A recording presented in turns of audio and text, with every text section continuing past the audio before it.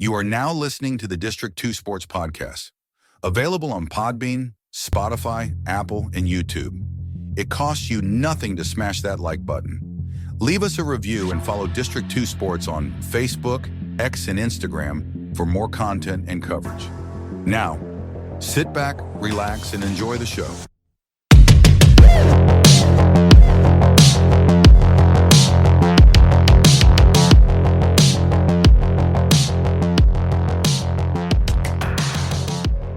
All right, so District 2 Sports Podcast tonight.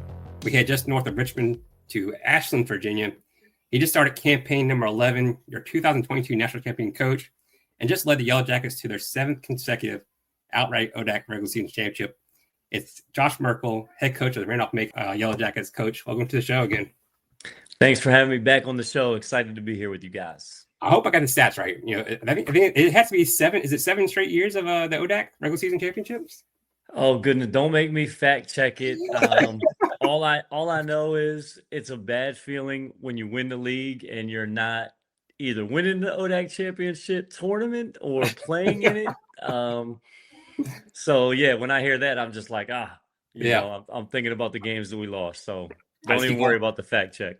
I could have gone back and I was like, all right, I think it's a 7. But I want to start off with this year. You guys are 4-0. You've already played a difficult schedule, it seems like. You played against teams like Gettysburg, played a top 10 team in CNU. What have you seen from your team so far this year as far as the good and what things you guys can improve upon? Plenty to improve on, but I'll start with the good is 5 seniors. Love their leadership, the commitment of those guys, which goes back to the preseason, being a player-led program and starts with those guys. In the backcourt, you've got Keyshawn Pulley and Jabril Robinson have played a lot of games together. Liam has been overcoming health issues, and I think even the last 2 games has been maybe as healthy as he's been in a long time. Amr Arakat was our 3rd leading scorer last year, tremendous leader, and Bryce Scott, tremendous leadership from our senior group. I mean, Bryce there's not a better teammate, human being, and a kid that can play, so with those guys. And then I think we have a lot of depth. We have a lot of good pieces that we're working to mesh together, make the sum better than the parts. We got 6 freshmen that have really brought a great mental approach and hard work and commitment to this preseason and beyond.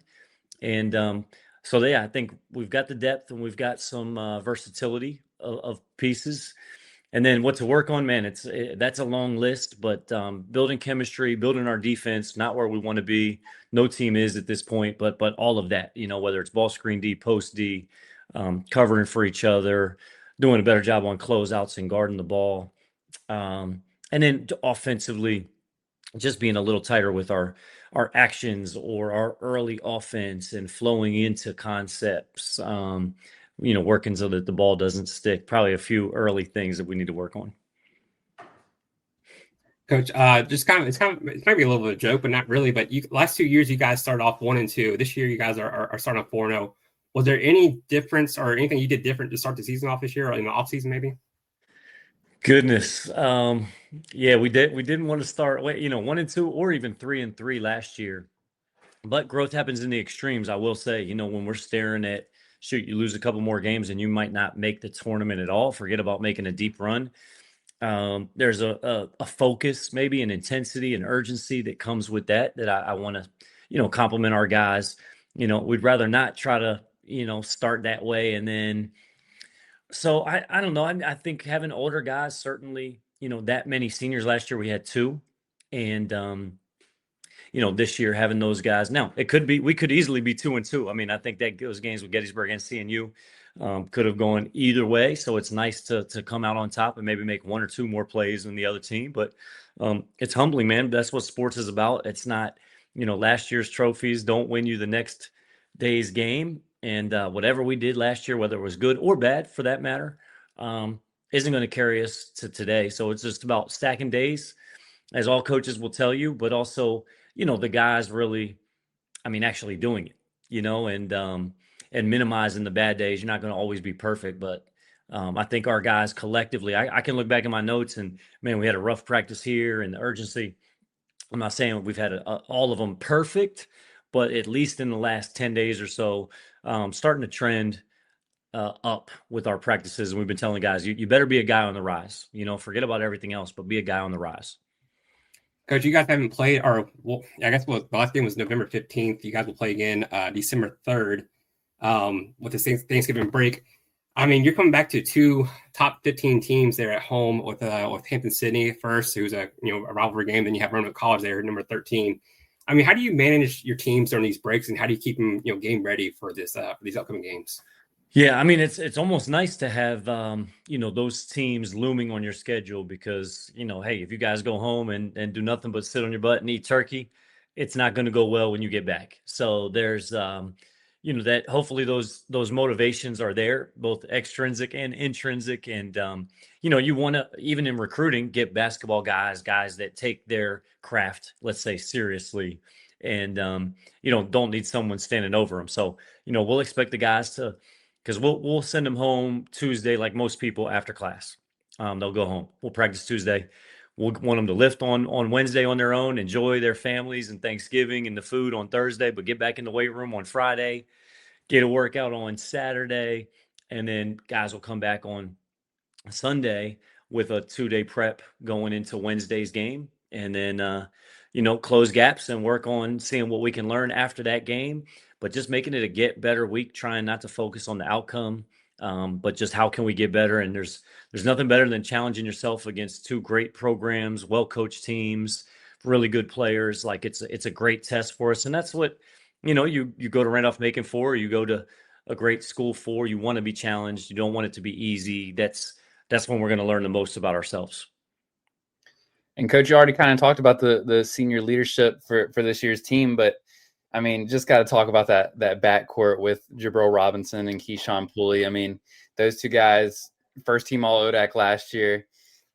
How much of it to have those guys as a luxury, and how much do you even have to coach those guys at this point? Well, I think if you ask them, they tell you they're still getting coached. And in some ways, I mean, yeah, maybe even harder on those guys than others, just because with that investment and to whom much is given, much is expected, those guys. But what I would say is there's a lot of trust that's built up both ways. It's a good partnership. Those guys don't have, sometimes you have a great shooter, but he's got some limitations, foot speed, or maybe he doesn't see the pass, or maybe he's not a cutter, or maybe he's not. Like those guys, they do a little bit of everything well. And some things really well, whether it's shooting it from three, Brill getting to his mid-range. Both of them are two-way defenders. Both of them don't shy away from good matchups. They really work at, competing every possession, and they'll sacrifice. I think both those guys are playing a few less minutes than they have in years past, just because, like we said, about the depth and versatility that we have. So now it's about being even more efficient with the time that they do get. And, they love to compete. They love to practice. They love to get better. Still coaching them on their leadership and their voice and things like that. But, man, it's been awesome to coach them. And I'm going to keep enjoying this year, knowing that I won't get to coach them next year.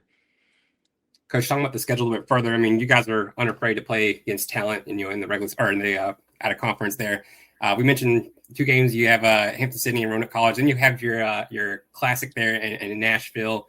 Talk a little bit about that, and then you also have your own tournament there in Ashland. So, talk about those two tournaments, or I guess invitationals, before you get to ODAC play. Yeah, I mean, starting with ours, it's been an awesome tradition to host teams after Christmas. We've got some really good, talented teams. I mean, the group that we have this year. Yeah, I mean, it's been neat to see good teams and watch good coaches in action too. When you're watching that game before you or game after you, we have a great community and get good area support too. So coaches have always said, man, this is sometimes Christmas time and students aren't around. But it'll be a good game atmosphere when they come to Crenshaw and Ashland. And then just we love taking the guys where they can take a trip and spend some time together. So in this case, a little shared suffering on a long bus ride is a good thing, I think, for the team. So going to Tennessee, playing some good teams down there, out of region that I've never seen, haven't seen them before. not typical. And so that'll be fun. Augsburg from Minnesota, center from Kentucky.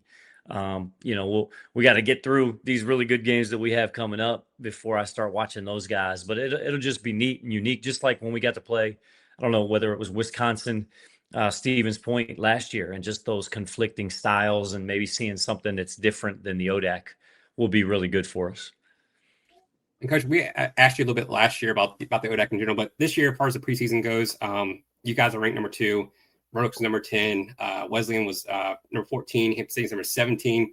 And you still have, teams like Guilford, Lynchburg, W&L. I think Shenandoah has really elevated their program as well. What's it like coaching in this conference day in, day out? I guess.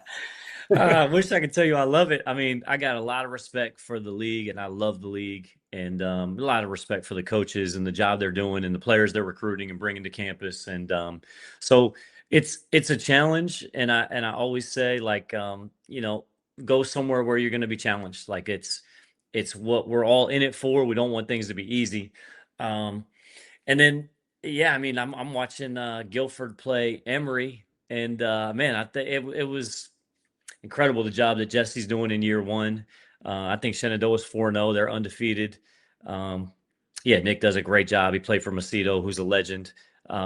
You've got Palumbo now is out of the league, thank goodness. But you got Caleb that played and coached with him that does a phenomenal job. So just up and down. I mean, I always tell Clay that, if he had it, like, I just got a ton of respect for how he defends, how he calls offense. I'm like, I wish one of these guys wasn't in the league so I could be picking his brain and trying to get better, but they're in the league and I don't, I got to try and figure it out from the film, which isn't going so well. And Coach, obviously, like Gregory said, y'all are number 2 in the country right now, which when you think about it in D3, where there's, over 400 teams, to think about your team in D1 being number 1 or number 2 in the country is crazy, but to be doing it in D3 is a huge feat, but how much how much stock do you put into that ranking, especially this early in the season versus, kind of staying away from the rat poison? I would say staying away. Like, I mean, in a word, 0. How much do I mean, 0, but I think it's cool for, fans or students to take pride in and alums to take pride in. But at the end of the day, what has this team done to be number 2 in the country? We haven't done anything. And our group knows that. And some of it's just based on tradition and maybe having a lot of guys back from a team that won a decent amount of games. But anything can happen. I mean, those same voters, if we lose 2 games, will be quick to vote us as the 30th best team. So, I mean, that can happen, after these 2 games that we're playing in December. So just, it's about getting better. It's about playing at your best when your best is needed down the stretch, staying healthy, avoiding injury, having a little bit of luck down the stretch. But having joy in the process is going to be key. And I don't know, in year 3, we lost as the 1 seed again. It was like the second time, and it was like heart-wrenching. But I do think some of that helped maybe free me from outcomes and just say, man, we just got to compete to win every possession. That's the only thing in our control. Let go of everything else. And I do think that's helped our program. Coach, kind of a little bit more rat poison for you. You mentioned the number 2 ranking and the number 1 in the ODAC. For many years, you have managed teams with high expectations. For you personally, how have you been able to meet those expectations and even exceed them, from an outsider's perspective? I think going back to, like, I enjoy the process. I enjoy watching the film. I love seeing players get better, or even just taking the team on a journey. The coach stands for, like, the definition of a coach was taking someone from point A to point B. And I love the journey, like the togetherness, bringing guys along, like seeing the shared suffering and sacrifice and commitment, and the stories that emerge along the way of guys that, just embrace their teammates, embrace their role. Being a great teammate is huge. No great teams without great teammates. But I still, view myself as an underdog. And I think I go into each journey like wanting to take this team, not wanting to underachieve. Like that's always my biggest fear more than anything is just, not getting it done or taking this group as far as we can possibly go. And I still get excited about, doing that with each different group. And so even though I've coached, let's say Jabril, KP, and this group of seniors for 4 years, to bring 6 freshmen into that mix is unique. It's unique for them and for me and for us as a program, along with, other guys getting a year older. So I guess that, that's a long way of saying I don't even think about the expectations as much as how far can we go and how can we grow as a team. Along those lines as well, I mean, what the expectations and the previous season successes, the championship, for you personally, does that confirm or reassure that your process is working? And, how's that confidence kind of influence your management of the team? Man, you'd think it does help some. It does help some, but it doesn't take much to get me off of like, man, did we have a good practice? Did we do that correctly? Am I coaching the post defense correctly? Because sports will just humble you. It just has a way of, I think having continuity helps though. I think having a great staff around you helps because you got to be careful. Like just because we won a certain way doesn't mean you can keep doing that same thing 4 or 5 years later, especially with different personnel. Like the things that we did with Buzz and Ian and Miles may not be the same best things for Jabril, KP, Liam, whoever it is, Malcolm. So I think I think maybe that's a plus, but it can be a negative in terms of I'm not totally married to every single thing that we've done. But sometimes I feel like that does get me in trouble, that little tweaking when maybe doing the simple thing or the thing that we did do last year might actually be just as good. And Coach, I hate to single any player out, not in a bad way at all here, but you talked about the freshmen. I got to bring up one guy, Brady Lamb, out of William Monroe. Obviously, Gregory wanted to ask about that. It might just be the hair, the mustache, or whatever have you. But I just got to ask. I mean, what have you seen from that kid's game, and what has led to him getting so many minutes this early on in the season? Well, he first of all, he's cut his hair. All right, his roommate is a barber, our team barber, but also has a nice little side business. Daniel Keogh, shout out Daniel, who's cut everyone's hair on our team, which is, I'd challenge. I wonder how many schools in the country have a barber that has cut everybody's hair. So that's how much respect he gets for doing what he does. No, Brady's strong. He's high IQ. He loves to work. I mean, he's in there once or twice a day. He watches the film, and he's skilled. He can shoot it. He's got good touch. He can put it on the floor. So, really excited. And you've seen it. Now, sometimes freshmen, they can ride the roller coaster. Sometimes it's just not going to be easy, especially with the schedule we play or in the ODAC. Like you're just hard pressed for any freshman to just come out and be consistently great in that rookie year. They're going to have great moments, and I think you've seen that from Brady, 16 points, 10 points at CNU, in just his third game of his career. So he's figuring it out. People now he'll get more of the scouting report, and people will work on doing this or doing that against him, and he gets a little more focus than maybe he had in the past, and he's just going to keep getting better. He loves to compete. Yeah, I mean, and there's a few of those freshmen that we're excited about. Well, we're excited about all of them, but yeah, just to name one. Yeah, I mean, there's a couple guys in that class that are going to be problems down the road. Well, Coach, that leads me to my very next question. So we talk about Brady. I really want to ask about him, but Devin already got that one. But your freshman class as a whole, what have you seen from that group? And was there maybe a plan or focus to bring in some length? Because I think 5 of your 6 freshmen are 6'4" or higher. So was there any plan for that?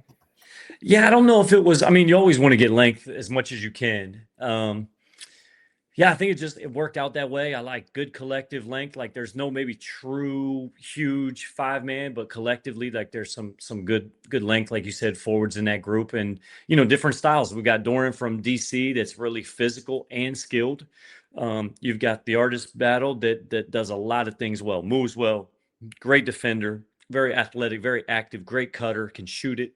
You got Jack Lloyd that can really shoot it from Flint Hill High School. And Daniel Keogh, very skilled. Godwin, overcome a couple hip surgeries. this past offseason, and then James Carswell out of Charlotte. And I think I named all 6 right there, but James can really play too. So those guys have been having fun, like I said, playing against the older guys, playing against each other. But the biggest thing collectively is their maturity, how much they love to be in the gym. I mean, I'm talking like routine, 8 a.m. Monday, Wednesday, Friday. You got 2 guys in there every time. I mean, those guys are just about getting better, and it's been a really encouraging thing as a coaching staff for us to see from those guys, and I think from our older guys as well. Coach, I know that your way the roster is kind of are playing out so far. I know you guys are upperclassmen heavy with the seniors and a couple of juniors that are playing, but it seems like you're not afraid to play freshmen, as we've seen with Brady and some underclassmen. I mean, how do you balance winning and playing the players you need to win with, and maybe getting those players some experience for the seasons upcoming? Well, the better your older guys, that can always help, kind of make it easier on those guys where the freshmen don't feel like they have to do everything, or they make the game easier for young guys. So I think having those veteran guys, even having older forwards now, like we've talked about Jabril and KP, but Liam's emergence and even Malcolm Hodges as a forward can take some pressure off a younger guard or forward or whatever it is. So that's been huge. The ball moves a little bit better. Those guys understand what we're trying to do, what's a good shot, not a good shot. But you want to see, I mean, as much as we practice, and I really there's a lot of stock that I take in practice, but then it's nice to see how you do against a yeshiva who plays completely different than what we're seeing in practice or seeing you, just those types of things. But you can't necessarily play everybody, or you have to work to get some guys flow. And I think our approach, especially early, is, the guys that earn it in practice, we're going to try and find them a couple minutes in those games in the first half, let's say. And then in the second half, like who's playing well, who's established some flow, who's playing confident, who's not hanging their head, who's helping us defensively, get those guys to get more of the reps as the game goes on. And, I think the older guys have helped make it work, and the younger guys are good enough to be out there. Like, we're not just going to invest if they're not ready. They're proving that they're ready by doing some good things in practice. And then there's some guys that we haven't maybe got as many minutes, but I'm saying to my staff, like, man, when we get a chance, I can't wait to get this guy a few more minutes on the floor. Coach, I'll come back to the roster in a minute, but I want to talk about the last season. You guys go 24-5, 15-1 in the ODAC, another postseason appearance. I just want to get your thoughts as a whole on the season. And then do you feel like the way it ended, losing 2 out of 3 there at the very end, could that, or was that motivation for these guys going to this season to maybe have a revenge tour sort of season? Oh, it's definitely in my mind, their mind. It hurts. I mean, like no matter what, the end of the season, it brings some grief. Even when we won it, and then also that we had these COVID seasons where you didn't lose to end the season. So there was like 3 years there in a row that was just kind of funky for us. Well, not 1 year wasn't funky, but the 2 COVID years, the 1 year was pretty awesome. But even after that year of winning it, there was this sense of like, man, that's a bummer, because I love the daily, the everyday, and being around those guys. And, so there's grief that happens at the end of the season. And then it's just, can you be proud of your body of work or not? And when we look back at last year, slow start, rough start, got punched in the mouth, got humbled, got on a little bit of a roll. And, we won some games in a row there. And then, I mean, Guilford does a phenomenal job, and they, we don't play well down there. Got to give them a ton of credit for it. Palumbo and his group. I thought those guys played awesome and found a way to win when we didn't. And then, we go to Catholic or go to, neutral site and play Catholic, and they're playing as well as any team in the country. I mean, they smacked F&M on their home floor. And, we thought highly of F&M, who had just won the Centennial, but Catholic was playing red hot. And they proved it. I mean, I said, man, if they play like this, guys, we're in trouble. And they played like that, maybe better, and we didn't play great. We had too many guys that weren't playing like they normally do. We got to give Catholic credit for that too. I don't think it's just we didn't play well. I think those guys were humming at the right time. They were a buzzsaw when they needed to be. And they proved it when they went on to, even beat Roanoke in the next round. I think those guys were playing well. So I think there's a lot that we can take from it, that we will take from it. We've watched that film a ton. We've referenced those games a ton. But I also think you got to keep learning from the wins too. You can't just point at the losses. You got to really be honest, do an honest self-assessment, which I think a lot of our players have. And we're hungry to go further than we did, is all I can say with this group. And we'll see. Going back to the ODAC tournament, we were there for that game against Guilford, and it may have been the District 2 sports jinx there where you guys only put up 49 points. I think you had said something similar to that. What's it like? I don't know if you've been in that role before where you had to maybe win the ODAC tournament to get into the NCAA tournament, but what's that like kind of coaching those expectations and that pressure there in Roanoke? Well, going back to the first one, have I been in that situation? Yeah, we got smoked when we went down there. My first year, we needed to win the tournament. To go to the tournament, we got beat by 30. I mean, that, most of the time, if you're in that position, most of the time, you have a team that's going to be really hard to do in the ODAC, where you got to win 3 games against, arguably maybe 3 of the best teams that you're going to see, depending on the path. So, no, I mean, I again, Palumbo, one of the best coaches ever out there, regardless of level. And, anyone that's played against him knows that. Anyone in Division III knows that. But he's phenomenal. So I think he had those guys, and they had good player leadership too. I think the Proctor brothers are connected to Nick, and those guys, wanted to maybe send Nick and the other seniors out on the right note. And I just give them a ton of credit. They know us, and, it was a heavyweight battle, and they came out on top. They made a few more plays, a few more shots than we did. And we got to live with it. Coach, any thought? I think before they've had the quarters, semifinals, and finals all back to back, but I think this year they're kind of changing to a Friday, Saturday night type of deal. I think the Friday night is the semifinals and Saturday night's gonna be the final. Right. Is that playing a factor? How you manage your team that weekend? I mean, you get a little bit more time than you would traditionally from a Saturday night semifinal to a final there at 1 o'clock or 12 o'clock there on a Sunday. No, not too much. I think it's kind of like these 2-game weekends that, tournaments that you get to do in the preseason or try and embrace, where, you got to win the first game. Like, you got to focus on winning that first game. And then you hope that the work that you've put in over the course of the season, the preparation to guard different things, can show up on a quick turnaround. And you hope that you're a little bit harder to guard for that other team that's scouting you. So yeah, you try not to overthink. You try and make it more about you than about the opponent. Obviously, you want to know them as well as you can, but also you just got to play your game. So no, it won't change much. I mean, I'm not even thinking about it at this point. I hope we can get past that Tuesday to get to Salem, and then like you guys saw, we don't take anyone lightly ever. We never have, and so it wasn't like we were looking past Guilford by any means. I mean, we had a small lead at the half, and then those guys outplayed us. And, hopefully we can learn from it. Like I said, we can use it as fuel, but also not just motivation, but really learn from how they beat us, what they do, what can we do better next time. No, I agree. I totally agree 100%. I think Guilford was just in for a desperate win, and they got that what they needed.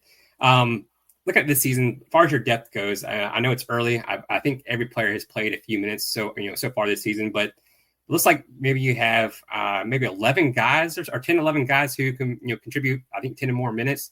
How do you see that depth kind of playing out as the season goes on? Yeah, I love it. And last year we played 11 guys, 7 minutes or more. So I guess we're even a little bit on track to do more than that.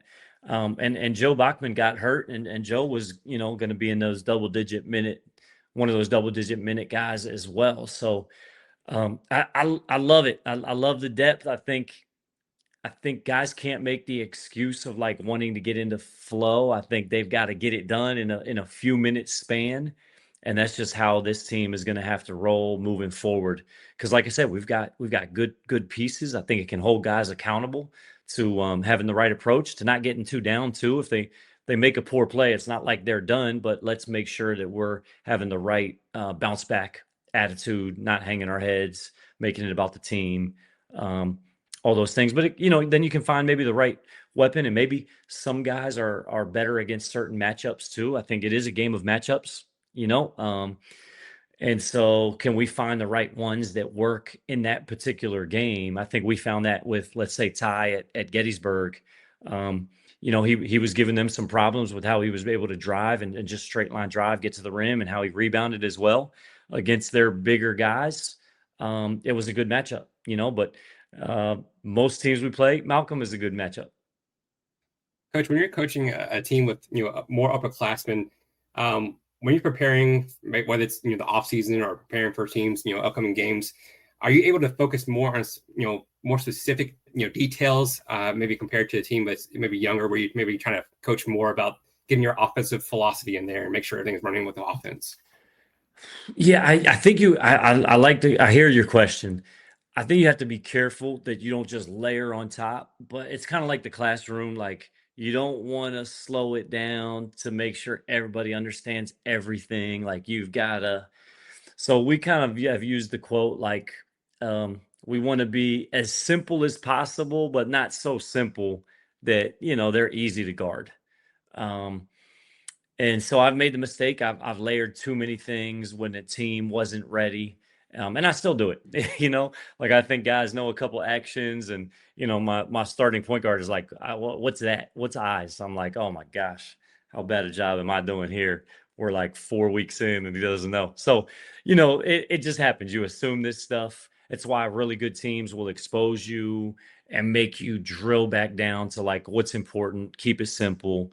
Let's do the basics really. Let's do fewer things better. Let's be great at a few things, and that's our goal right now. That's our mission, especially early on. But building a great defense is always going to be a priority. Coach, last two for me, and we'll get you out of here. Just talking about Randolph-Macon in general. With your guys' success over the last few years, I mean, football is also doing really well there in playoffs every year. What has the athletic department done for you guys as far as support, and what's the buzz like on campus for all the students and fans who come watch you guys play? Yeah, I mean, Randolph-Macon is a unique place. It's what drew me to the tradition, the basketball tradition, especially obviously being a basketball coach. But you've got, Jeff Burns has been there 40 plus years and does a phenomenal job just bringing in leaders and coaches that care, that work hard at recruiting.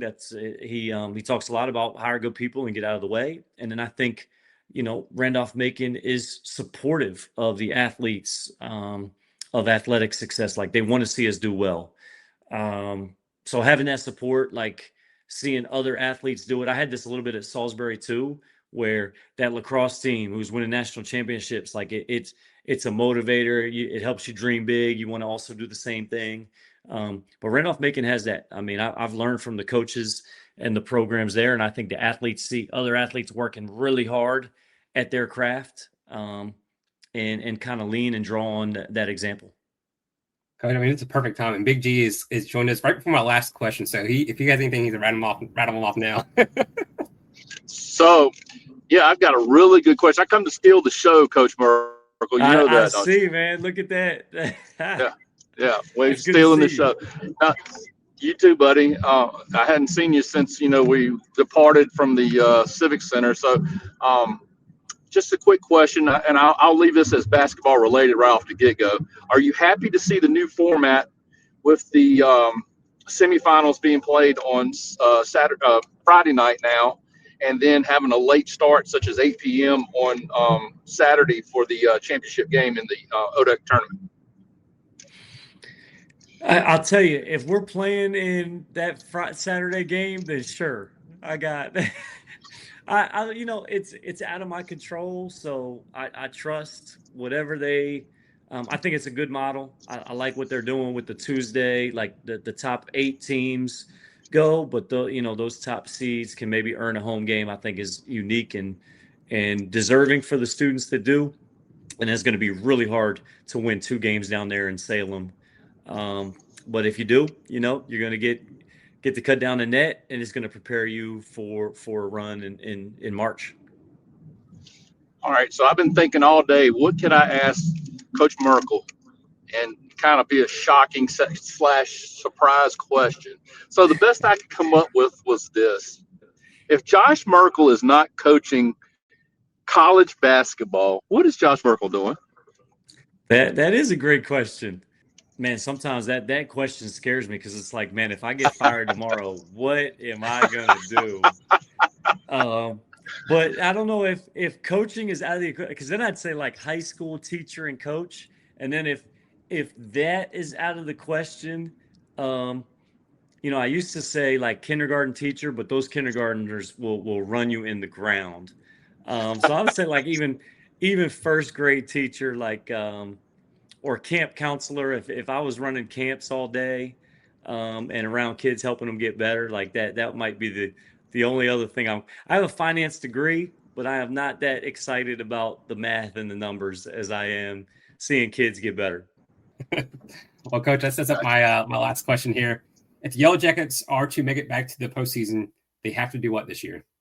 We have to embrace our depth. I think we have to build a great defense, of which we are not there yet. We've got to take care of the ball. We've got to rebound. We got to do what we normally do and do that at the highest level that we can. Play free, play with confidence, play with joy. Well, Coach, we do appreciate your time. We always have a joy talking to you and Josh Merkel there at Randolph-Macon College. Coach, thank you so much for coming on. Yeah, guys, thanks again. Always great to talk about Randolph-Macon and our guys. Appreciate everything that you're doing for the ODAC and beyond. So thanks for having me. Yes, sir. All right, I now want to welcome to the show the 6'3" junior from Richmond, Virginia. He was all ODAC second team as a sophomore and looking to help lead the Yellow Jackets to another ODAC crown. It's Mr. Malcolm Hodges. Welcome to the show, Malcolm. Hey, how you doing? Good. Hey, going back to that intro, second team all ODAC as a sophomore last year. The ODAC has a lot of good, talented upperclassmen. How as a sophomore were you able to play at such a high level? You averaged like 9.6 points per game, I think 5 boards, and you shot like 55% overall and like 5th overall in the league. So how were you able to do that as a sophomore?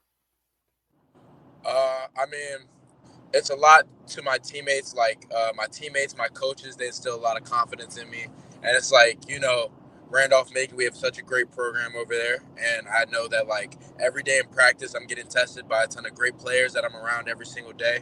And it's like, if I'm going hard in practice and I'm playing those great players in practice, those games, they're still challenging for sure, playing some good opponents.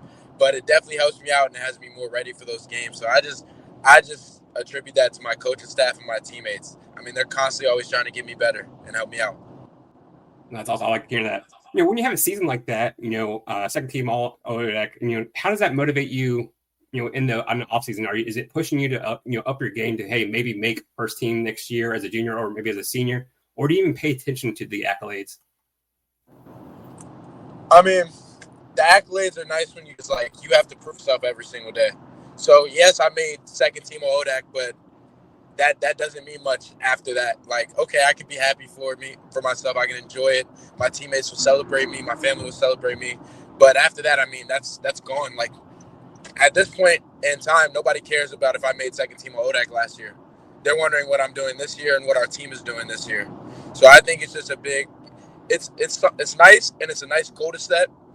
But just knowing that at the end of the day, whether you get second team, first team, third team, just know what you can do and how you can best help your team. That's what I try to focus on. I like that. When you come into a season, do you have personal goals you're looking to achieve, or is it all about the team and how far you can go down the stretch? Definitely, it's big about team goals. Like, my biggest goals that I want to achieve is for the team. And I think those personal goals are good because I believe, like, if you're not striving to push yourself to be better, how can you help push your teammates to be better? So, yes, I make them, and we're getting better constantly as we go ahead. And, I mean, the biggest thing is my biggest goal overall isn't those kind of statistical awards, but it's just more of how can I get better every day? Like, I think a big goal for me always is, like, every day I wake up and I look back to the day before and I say, I've gotten at least a little bit better today than I was yesterday. Man, I can tell Merkel's gotten in your ear, man. That's some great answers so far about the team. I love that. Going back to last year, and maybe the last 2 years, and I asked Coach about this last night. The last 2 years you guys have started off 1-2. Has there been any difference in the preparation or maybe just more experience because you guys are 4-0 this year, so you haven't had those 2 losses early in the season. So what's been the difference this year? I mean, I just think we have a hungry team. I mean, as you see, like, we have an older team, and you can attribute our early success, which at this point doesn't mean much. It's only 4 games in the season. We have a lot more left to go.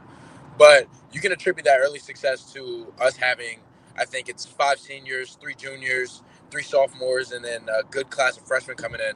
But I honestly just think, like, the biggest difference between the last 2 years is guys are hungry. I mean, starting off with a not so great record the past 2 years, like, it just leaves you wanting. Like, I remember before our opening season or our opening tournament this season, like, we were talking, the juniors, me and my 2 other classmates, Joe Bachman, Theo Antonori, and we were talking. We're talking to the team. We're like the juniors and the sophomores, we haven't opened up the season 2-0. We haven't won a opening season tournament. So I think it's just a lot of hungry guys, and I think it helps because, like I said, those freshmen, they might not have been here last year, but they see how hungry, like, that senior class is to go out on a bang. They see how hungry our junior class is to get that first good start to a season. And I think, like, that's part about having brothers. Like, they're there, they have our back, and they're ready to fight just as hard as we are. And going back to last year again, after that 1-2 start, you guys go, I think, like 22-1 before losing to Guilford in the ODAC tournament. It seems like you guys are able to fix whatever the issue was, at the beginning of the season.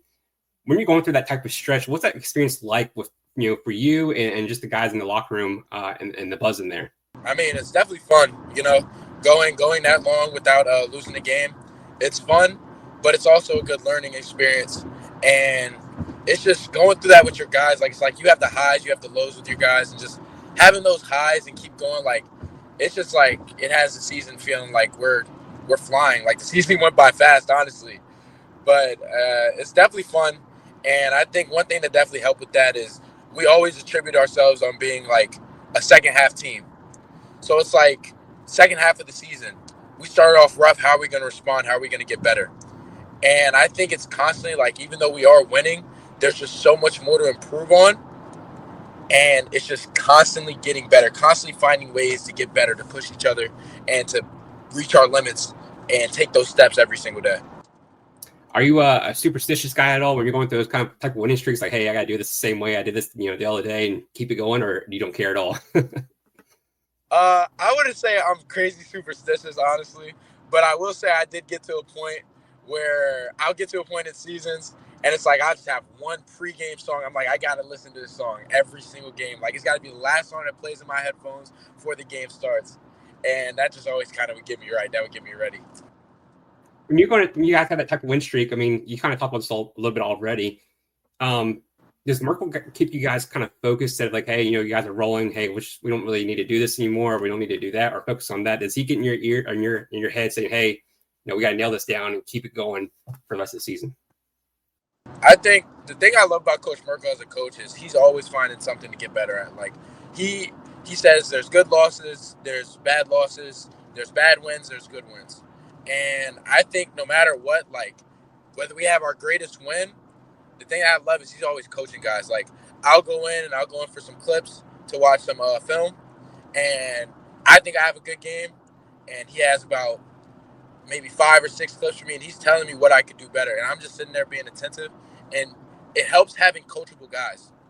Like, obviously, when you're in the moment, you can get caught up in we're on a 20-game win streak, whatever, like, get that high ego. But I think we have a good group of guys that are always ready to learn no matter what. Like, it's always something new, and I think it helps. Coach Merkel is always ready to teach us something new, and it's always something to learn from, whether you win or lose. I like that. Talking about the ODAC tournament, so you've been there, 2 years now, there in Salem. When you play in that type of tournament, do you feel like the heightened, sense of, like, hey, teams are desperate to get wins to get to the NCAA tournament? What does the overall feel just being there in Salem for the ODAC tournament? Oh, I'd say definitely. I mean, when you get to the ODAC tournament, when you get to any tournament, it's like guys are fighting for their season. Guys are hungry, especially like you're playing against older teams. You have a lot of seniors, a lot of fifth years, and it's like you could tell guys want those wins. And I love that. I love that environment, honestly. Like, I love feeling like I'm fighting, like somebody's clawing, like they don't want to lose. And it's like that type of environment brings out the real dogs, I would say. No, I agree. And we told Coach Merkel that I think we were the jinx last year because we showed up to the semifinal game there against Guilford. And of course, you guys maybe had the lowest scoring output. So I credit that to us. So I apologize for that. But nah, I remember that. All good. Looking at last season again, you guys lose to Guilford in the tournament, like I talked about, and you lose to Catholic in the second round of the tournament. When you look back at last season, for you personally, do you see like, hey, we went, 25 and 4 or whatever it is, 24 and 6 or whatever it is, or do you pay attention to those last two losses against Guilford and Catholic? How do you see about a season? Well, I'd say that it's a lot. It's like life. You gotta take the good with the bad. Like you can't sit there and be like, oh, the season was bad. We lost in the ODAC tournament. We lost in the second round. And it's good to hold on to those. Like I hold on to those losses still. Like that's something that hurts me because that's not where I wanted to end my season. That's not how I wanted my season to end. But it's like at the end of the day too, I'm also grateful for what we had last season. Like I remember having a conversation. I can't remember what it was. I was working a college camp, and I was talking to the coach, and I was like, "Yeah, we didn't have our best season. We only made it to the round of 32 last year." And I remember the coach telling me, it was like, "Man, I'd love to make it to the NCAA tournament." And I thought about it. I was like, "Wow, like sometimes you're moving so fast in the season, you don't see the blessings that you have. Like us making it to the NCAA tournament, not everybody can say they've done that." Now, with that being said, though, you can be grateful while still being hungry. And I'm grateful for what we had, but I'm still hungry for more. And I believe we can make it farther in both the ODAC and in the NCAA tournament. And that's what I'm striving for. That's what we're striving for as a team. I love that answer. And I think that's maybe just a product of Randolph-Macon in general, right? I mean, Coach Merkel, he's won a national championship. They won the ODAC, it seems like every year for the past 10 years he's been there. So, yeah, I agree with that. You guys made the tournament. That's something to be proud of. And, I think maybe from outsiders, like, hey, they only made it to the second round. So, but I think that's a great answer for that. But I do want to take it back to high school. You played at Monacan High School. When did you kind of start receiving college offers or college just interest? Was it like your senior year, junior year, sophomore year? When did you start seeing those come in? I mostly started receiving interest in my senior year of high school. I really didn't get much starting.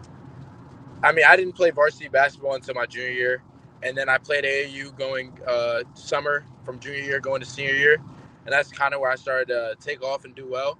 And that's when I got a little bit of interest, but not much. And then my senior year is kind of where my recruiting started to take off a little bit. And I started to get more looks and more interest. We definitely had a good team, good staff, helping me get better every day, which helped a lot for sure. And then I think I started to develop a little bit more, develop my skills. I kind of was raw. Most people would say I was pretty raw athlete, just raw basketball player. And I started to kind of develop my IQ. I thought the game better, and I just started to develop my skills going into my senior year, and that's kind of where the interest started to come in. And then I had a great coaching staff. Like I said, they would reach out to coaches for me, especially my head coach. He'd reach out to coaches, and I mean, recruiting, everybody that texted me was like, "Hey, your coach reached out to me, send me your highlights," and that helped a lot. No, that's awesome to hear because, like, you're just hearing that when you say, "Hey, I didn't play, varsity until my junior year." It's like, wow. I mean, this guy's second team all ODAC, so you made a rocket rise there from high school to college. That's awesome. After you did get those letters, those text calls, how did you go about the recruitment process? Like, as far as taking visits and talking to coaches, what were you looking for in a college for the next level? I mean, the biggest thing I was looking for in a college, like I wanted a good basketball program for sure. Like I wanted somewhere where I could grow, develop my skills. And I hate to say it, but in high school, that was my only focus was basketball. So that was mainly what I was looking at. But I had a lot of talks with my parents, and my parents, they were like, "Hey, like there's a couple schools you could go to, and you could go there and you could kind of be the guy." But they were big on pushing me to go into schools where I would be challenged, going to schools where I wouldn't walk in and be one of the top 5 players, top 8 players. Like they pushed me to go to a school where I could be challenged, and Randolph-Macon was that. And I remember I got there and I was at the bottom of the totem pole, and that's what I wanted. I wanted to be challenged, and that's how I got better, and that's how I would be helped to get better, was by being challenged and going against players better than me every single day. That's awesome. Yeah, I mean, Randolph-Macon can't. I mean, their history is just—it's up there, so it's true. Was there any other teams or colleges that were competing with Randolph-Macon for your commitment or anything? Yeah, going into my senior year when my decision time was coming, I was pretty much between three schools. I was between CNU, Randolph-Macon, and Emory and Henry. What's it like having your family close by to be able to come watch you play? It's awesome, honestly. I mean, it's so awesome because my family, they love to come watch me play, and it makes it a lot easier. My older sister, she was playing in college the last 2 years, so it made it a lot easier. I was only 40 minutes away from home, and they were able to just come up and see me. They would split between me and my sister's games, and, they're my biggest supporters. Like, my mom, my dad, like, whenever they can be, they want to be there for me, and I'll come back from the game, and I got about, 10 texts from my mom, 10 texts from my dad about everything in the game, telling me everything. And then my sister, who recently graduated from Liberty University, now she's since she's not in school anymore, she wants to come to every single game she can. I mean, it's awesome. Like, I remember the first couple games this season, I'm like, hey, who's coming to my game? And my sister's first one to text back, oh, I'm gonna be there. So she's excited. I introduced her to all of my teammates. She's trying to learn match faces and names now, so she's enjoying it. It's just awesome having that support system around me. That's awesome. That's really good to hear. I mean, especially having your family there, being able to see you play, every week and whatnot. In high school, what were your thoughts about the ODAC and D3 basketball, and then how's that changed now that you're in your third season there? I'm gonna be honest. In high school, I honestly didn't know much about the ODAC. I'd heard about Randolph-Macon because I knew that my head high school coach and my head AAU coach had said a lot about them. It was around when they won the national championship, and I heard that they were a great program. And I really didn't know much about the ODAC. I got recruited by a couple ODAC schools. I think Shenandoah was one. That might have been the only other one, maybe. But yeah, I remember when I started taking my visits, I'd heard about the ODAC. They said it's a very strong conference, a lot of good players, a lot of good teams. And I'm sitting there, I'm like, I guess I'll see when I get to college. So, but how that's changed since I got to college. I mean, the ODAC is basketball to know. It's good basketball. There's a lot of good coaches, a lot of good players in the ODAC. And I've learned so much, honestly, just playing in an ODAC team, playing for Randolph-Macon. And I think that my growth has just been exponential since I've been here. And I couldn't imagine how much less I would grow if I was somewhere else. And I think this has been the perfect place for me, Randolph-Macon. And it's a great program. I agree. We call it the SEC of D3 basketball. So yes, sir. A lot of great teams. As a freshman, you played in 28 games. You had 8 starts, shot the ball well. Of course, I think you always shoot the ball well. You played really well down the stretch there. How hard was it, or maybe not at all for you, to grasp onto the offense and defense that Coach Merkel wanted to run when you first got there? I mean, it was hard, honestly. Like, I had a large learning curve. Like I said, when I got there, I was at the bottom of the totem pole. And I was probably the consensus worst player on the team, I would say, at the time. And it took me a while. It was difficult because I didn't really get the defensive concepts much. And it didn't help because I wasn't getting the offensive concepts either. So it was just like, what am I doing out on the floor, But it took me a while. And I will say, like, Coach Merkel, the coaching staff, they never gave up on me. And that's just something you want to ask for. You want to ask for a coach who's rooting for you, who wants to see you win. And I think that if it wasn't for them helping me, like Coach Merkel always showing me clips, helping me out, my teammates even too, always help me out, give me advice of where I can improve, how I can do better.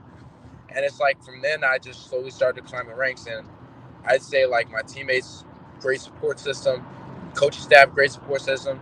And from that point, I just kind of put my head down. I was just like, if this is what I want to do, I'm going to have to work at it. And I began to work and I began to get that help. I began to seek out help. And I think that's the biggest thing for incoming like freshmen or going into a new program. The hardest part is seeking out help.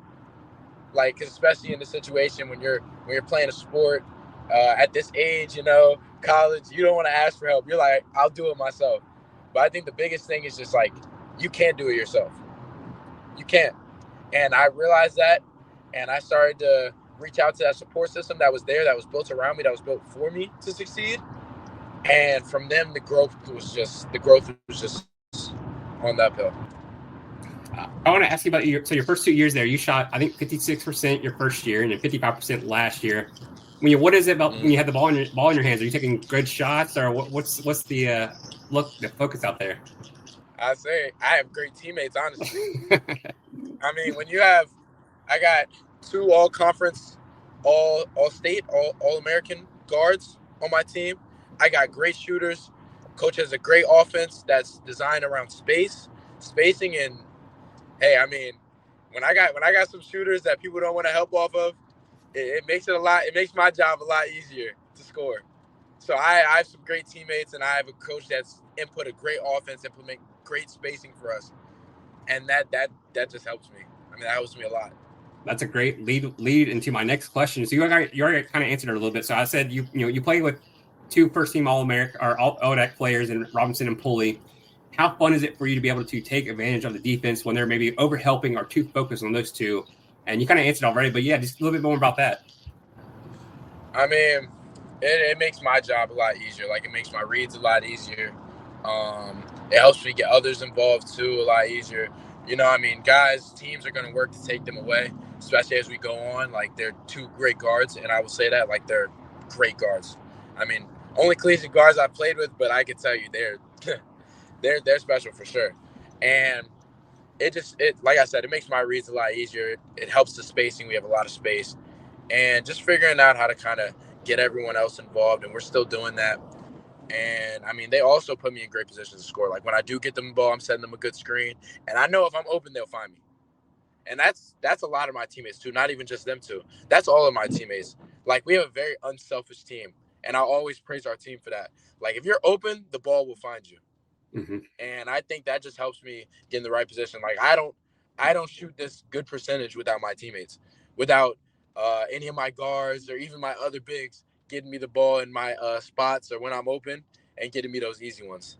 Going back to your underclassmen years, I mean, was there a player or coach who maybe mentored you your first couple of years there, and have you changed over to the upperclassmen side where now you're kind of giving advice to the freshmen there? I will say one of my teammates that definitely helped me a lot. He's a senior now, Bryce Scott. Like, I remember when we talk about an All-American teammate, that's an All-American teammate right there. Like, he's there. Like, even now, younger guys, he's mentoring, he's coaching. Whenever somebody comes off the sideline, whenever I would come off the floor in a game and I know I did something wrong, I messed up, he's always the first one to talk to me. Now, obviously, during the game, tensions are high, and sometimes you don't want to hear it, but he's going to tell you what you need to hear. And he's coached me up so much with that, and he's always there. I'd say he's always in my corner, too. And I'd say, obviously, like I said, I can't even just say one specific coach. They've all helped me, and they've all been supportive. And all my teammates, too. Like, I can point out him. He's just a great teammate. And all my other teammates are great teammates as well. And, I mean, I got to mention all of them, to be honest. I know you asked a specific person, but that's a hard question. I got too many great teammates and too many great coaches. No, that works. That works. Talking about this year. So you guys are 4-0. You played 2 big games there at Gettysburg, got the win there, and played against a top 10 team in CNU at CNU. Do you enjoy knowing that the Coach Merkel is going to put together, a difficult schedule for all these big games? Oh yeah, I love it. I mean, that's all you could ask for. Like, as a coach that's gonna throw you in the fire. That's what we talk about, getting thrown in the fire early. Because if we get thrown in the fire now, like, if we play these really good teams now throughout the season, like, at the end of the day, you want to be playing your best basketball in March. And I think putting together a schedule that's going to challenge us every year and really test us and test our ability, test where we're at, that gets us the most prepared for March. And that's when we want to be playing our best basketball. And I think being tested early is ways to see. Like, those early losses, like going back to last year, I think without those early losses, we don't go on that win streak that we did. And those early losses, they get you ready. Because it instills that in your mind early. Like, nothing is given. Everything's earned. And I remember the last 2 years we got punched in the mouth early in the first 2 games of the season, and we all snapped back into it. We're like, okay, just because people say we're this big team, this great team we're supposed to be, doesn't mean we just are going to go out there and do it. Like, we have to go out there. We're the team now. Like, we're the team people are talking about. Like, we have to go perform. what's the mindset like in the locker room? I mean, you guys were preseason ranked number 2, picked number 1 in the ODAC. But it feels like Randolph-Macon has always had those expectations every season. They were there. They had the targets on their back. What's your mindset going into the season? How do you guys become, the hunted and become the hunters? That way you can, continue winning these games. I mean, the first part is we don't pay attention to the preseason rankings. Like that's it doesn't matter. We haven't proven anything. Like I said, and that's the biggest thing. Like every day, every practice is a chance to prove ourselves. Every game is a chance to prove ourselves. Because at the end of the day, there's going to be people that believe in you. There's going to be doubters. But what matters is what goes on in the locker room. Those voices in the locker room, those coaches, those players, those managers, those are the biggest things for us. That's all that matters. Those preseason rankings, what everybody has to say, that doesn't matter to us. We're focused on the next game, the next opponent, the next practice, and how we can be better that next practice, that next day. I like that. Another good leadway into my next question. So more on the schedule. You guys come back from break this week. You guys get to go home for Thanksgiving for a little bit. But you come back, you have 2 huge home games in the ODAC against top 15 teams in Hampton-Sydney and Roanoke. First, how are you guys staying prepared over the break? And then secondly, are you limited on the number of plates you can have on Thursday? Well, I answer that second question first. I haven't heard any limitations on the plates, but I'd say let's just be smart with it. I know I'm going to have a good meal for sure. Definitely want to enjoy that home-cooked meal after being at school for a while. But no, so far we don't have a set limitation on those plates. But, I mean, going into the break, how we stay locked in is we're big on being a player-led group.